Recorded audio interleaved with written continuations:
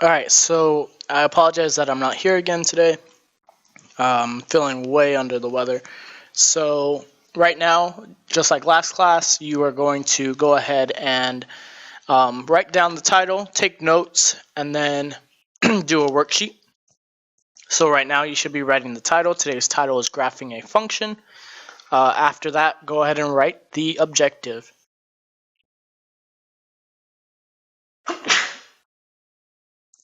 The objective is that students will be able to graph linear and non-linear lines.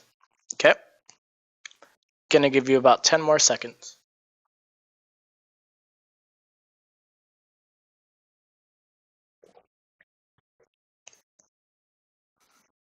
Alright, let's move on. If you need to pause the video at any time. So what I did with this is I made the titles black. So all the titles are black. The problems are red. You do not need to write the problems. You just need to write the titles. So the title of this one is Problem 1, Graphing a Function Rule. So the first one says, what is the graph of the function rule y equals negative 2x plus 1? Okay.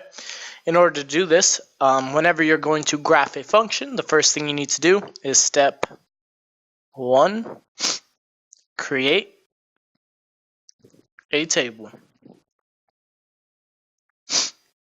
Okay. Now, how a table works is a table consists of x and y's. In this case, it consists of x and y. Sometimes they consist of different variables. So what we're going to do is we are going to have a table that has an x, the formula, and then it's going to have the y as our answer. So our x is going to be in the first box. The formula is going to be next. So the formula is going to be y equals negative 2x plus 1.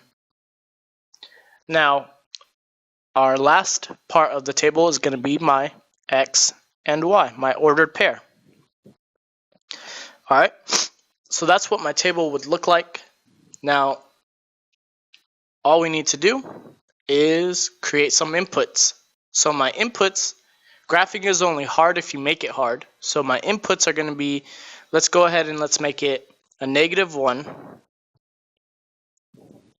Skip a line and go to a 0. Skip a line and go to 1. And then skip a line and go to 2. Okay, we're only going to do 4 points. Okay, and once I've done that, I can create my line going down. All right, just to highlight this a little bit better, I'm going to make my y equals negative 2. Instead of x, what's my input?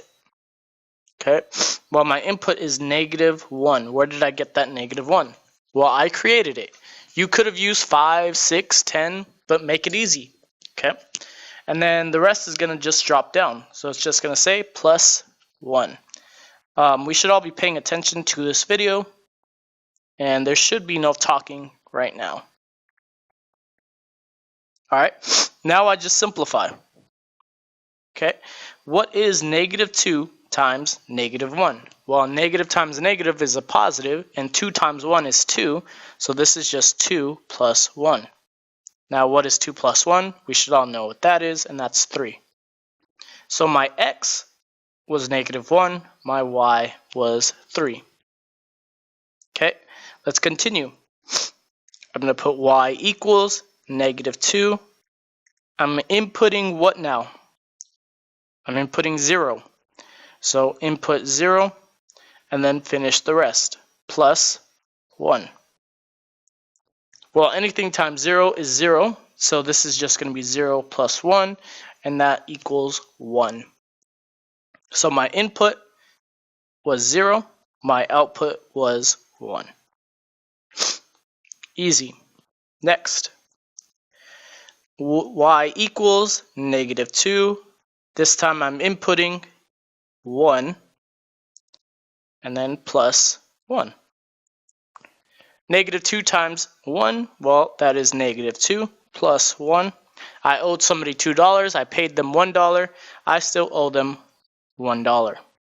So my input was 1, my output was negative 1. Last but not least is going to be 2.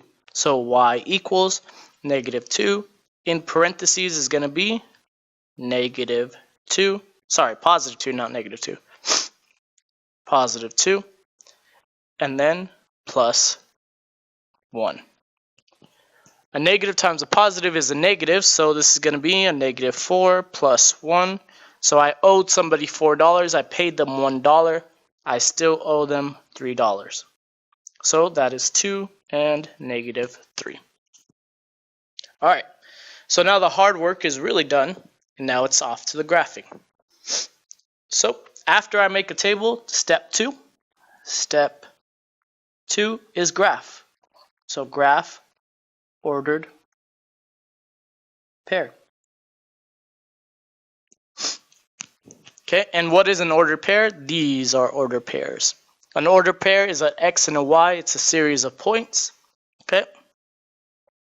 I would highly suggest you guys invest in some graph paper because it'll be very helpful. All right. Okay. If I go up, my numbers are positive. So this is a positive 1, 2, 3, and 4. If I go down, my numbers are negative. Negative 1, negative 2, negative 3. To the right, my numbers are positive 1, 2, 3, 4, and 5. To my left, my numbers are negative. Negative 1, negative 2, negative 3, and negative 4. All right, so I'm going to graph my points in a different color. So let's graph it in green. Now let's look at our ordered pairs. My first ordered pair is negative 1 and 3. So my x-axis is the ones going horizontally. My y is vertical. Okay, so if I go to negative 1 and go all the way up to 3, that point is right here. Then I go to 0 and 1, that's right here. 1 and negative 1 down here. And 2, so go to the right, 2, and down to negative 3. Once I created all 4 dots, I can go ahead and draw a line through them. And now I am done. It is that easy. Okay. If you need to pause the video, pause it now because I'm about to move on to the next question. Okay. So the next part is problem 2, graphing a real-world function rule. Again, you're writing down just the title, not the red part. Okay. As you guys are writing down the title, I'm going to read the question.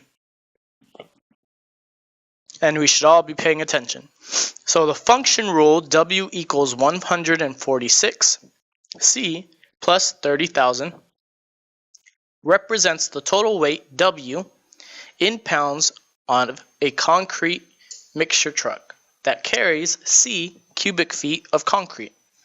If the capacity of the truck is about 200 feet cubed, what is a reasonable graph of the function rule?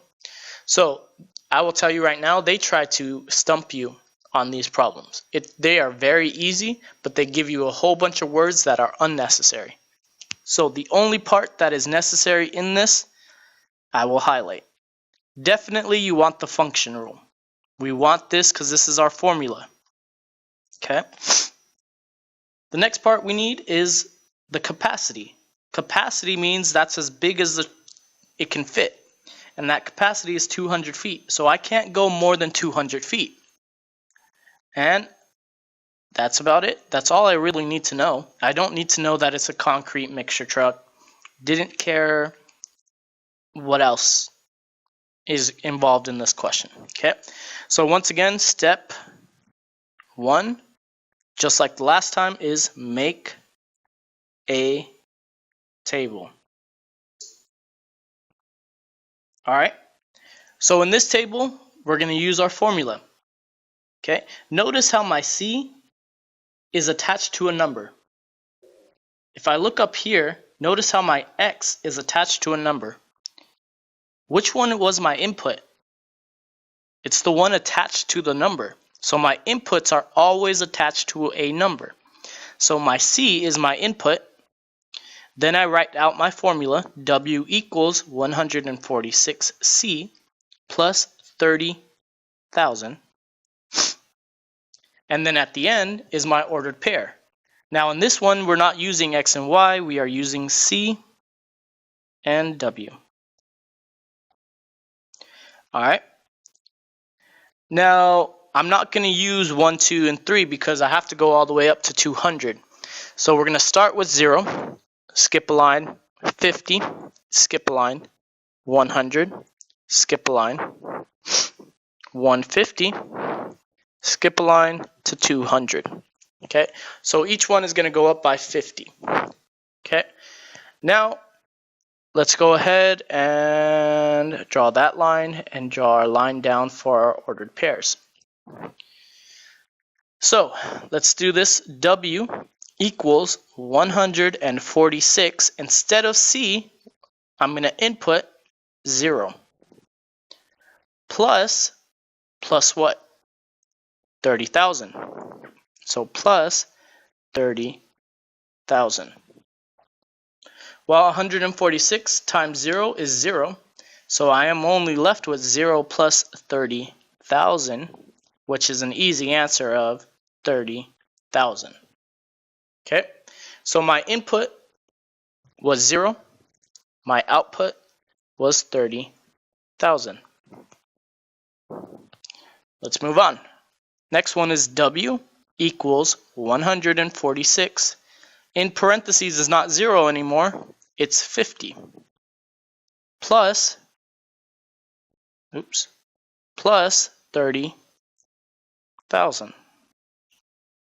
Well, 146 times 50 is 7,300.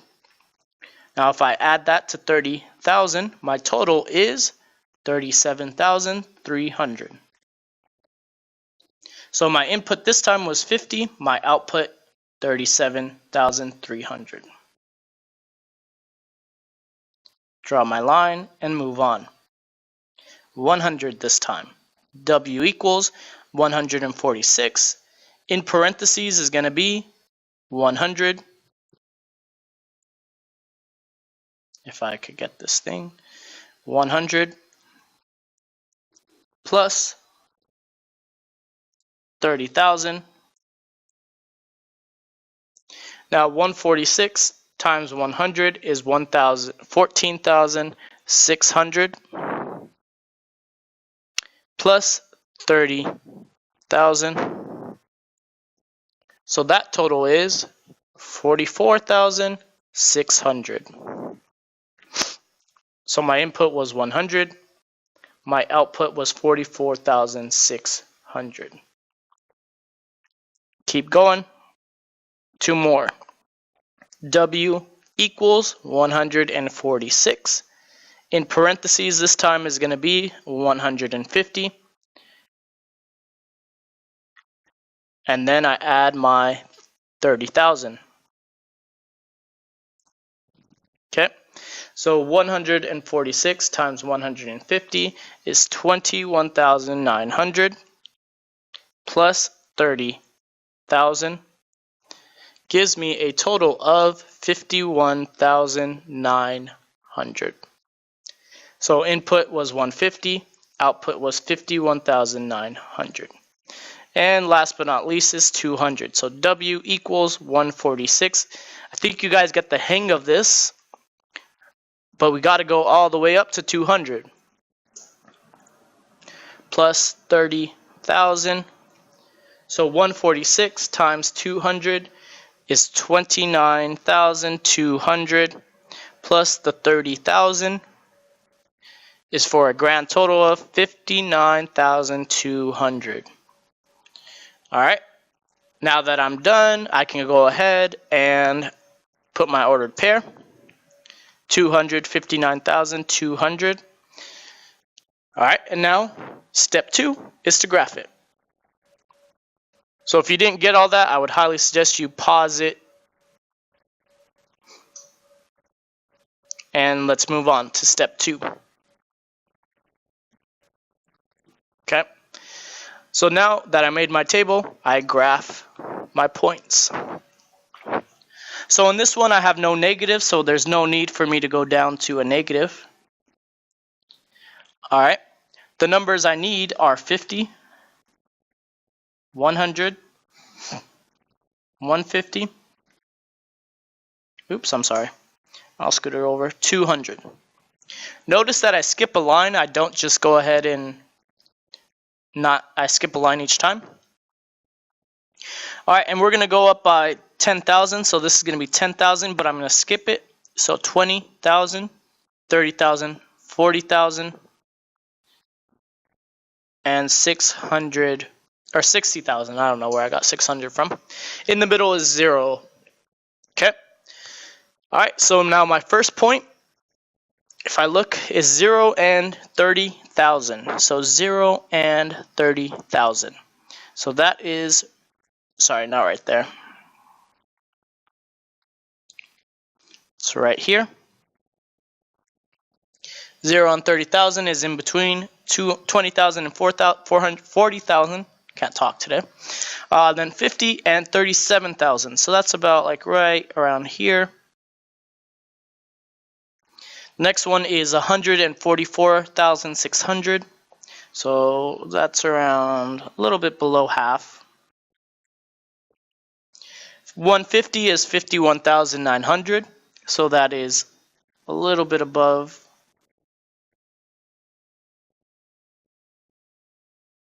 And last but not least, 200 is 59,200. So that is so close to 60,000. Draw my line, and I am done. This one actually does not have an arrow. Why would this one not have an arrow? Well, remember my capacity was 200 feet.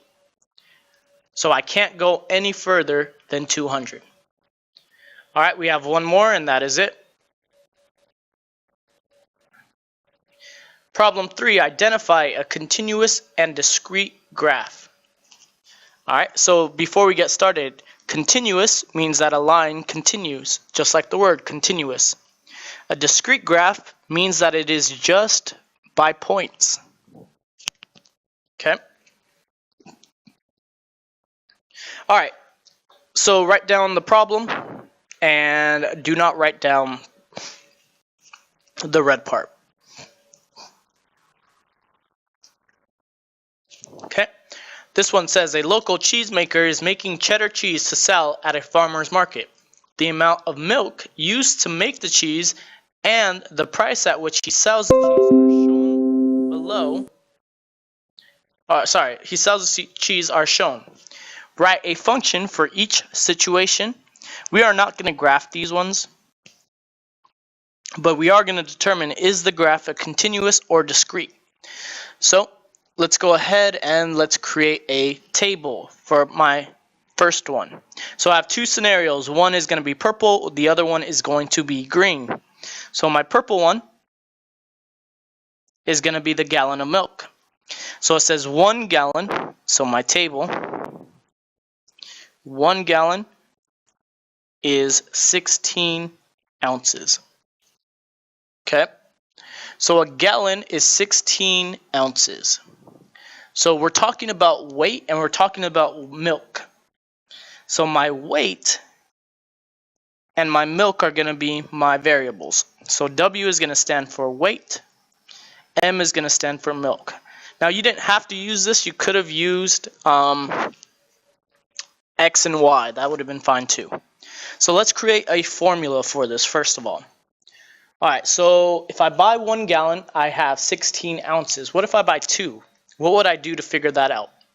If I bought 2 gallons of milk, I would times 2 by 16. You know how I said earlier the variable that is attached to my number, that's my input? So 16 has to be attached to something. Well, what's my dependent? My weight. So W equals 16M. How did I know that? Because 16 is my ounces. My milk, if I buy 2 milks, I multiply 2 by 16. If I buy 3 milks, I multiply 3 by 16. So now I have my formula. Let's create our table. I have my M and I have my W. So my first value for my M would always be 0. So if I bought 0 milks, how much weight do I have? 0, because 0 times 16 is 0. What if I bought 1 milk? How much weight should I have? Well, 1 gallon is 16 ounces, so 1 times 16 is 16. What if I bought 2? Well, that would be easy too. 2 times 16 is 32. Last but not least, 3. Sorry, we're going to go up to 4. 3 times 16 is 48. And last one is 4 times 16 is going to be my 64. Right here is my table.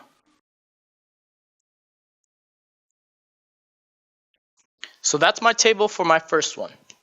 We're going to come back to this one later. My table for my green one. So table. This one is each wheel of cheddar cheese costs $9. So 1 wheel, $9. Okay. So in this case, I need a wheel. So let's actually not use W since we already used W. Let's use N. N for my wheel.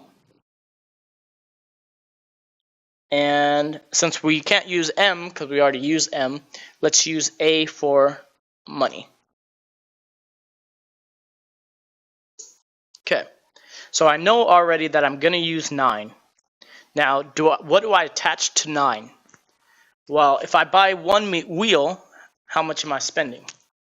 So my money is A. So A equals 9 times however many wheels I buy. So N times that wheel. Because if I buy 2 wheels, I do 9 times 2, which we're about to do right now. So my N and my A. So I need some inputs and I need some outputs. So we're going to do 0, 1, 2, 3, and 4, just like we did last time. All right, so if I bought 0 wheels, how much money am I spending? Well, $0. If I bought 1 wheel, I'm spending $9. If I bought 2, is 18, because 2 times 9 is 18. If I bought 3, 3 times 9, 27. We should all be paying attention. And 4 times 9 is 36. All right, so now we need to figure out, we're not going to graph these, but we need to figure out, is my graph a continuous graph or are my dots just going to be as is? So let's talk. How do we figure this out? Continuous graphs are graphs that continue. They don't stop. So, for instance, they have lines through them the whole time. Is there such thing as half a gallon? Yeah. Is there such thing as 1.3 ounces? Yeah, there is. So because of that, this graph is continuous.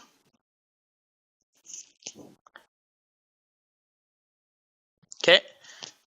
Any amount of milk makes sense. I could buy half gallons of milk, and that makes sense. Now, this one though, my table for this one, can I buy half a wheel? Well, it doesn't say that I can. And my charges are only $9. And he only makes wheels of cheddar cheese. Okay? When you go to the market, you see those wheels of cheese. They're not, you have to buy a full wheel if you're going to buy a wheel. Or you buy those packaged meals, those packaged cheese. This one, since it's only a wheel of cheese, you can't have half a wheel. He's not selling those. He's just selling them whole. So because of that, this one would be, he can only sell whole wheels. So he would be selling them at a discrete price. The prices do not change. All right. You're about to do a worksheet now. If you need to rewatch the video, please do so. On the worksheet, there is a problem that has a half. So it says y equals 1/2 x.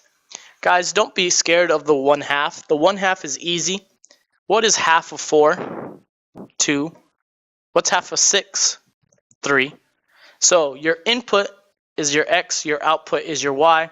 So you would make a table just like this, and whatever you put as your input, you just take half of that. All right. Okay, you will turn in that worksheet. If you need to rewatch, please rewatch. Hopefully, I will see you guys later this week. If not, I hope you guys have a good rest of your week.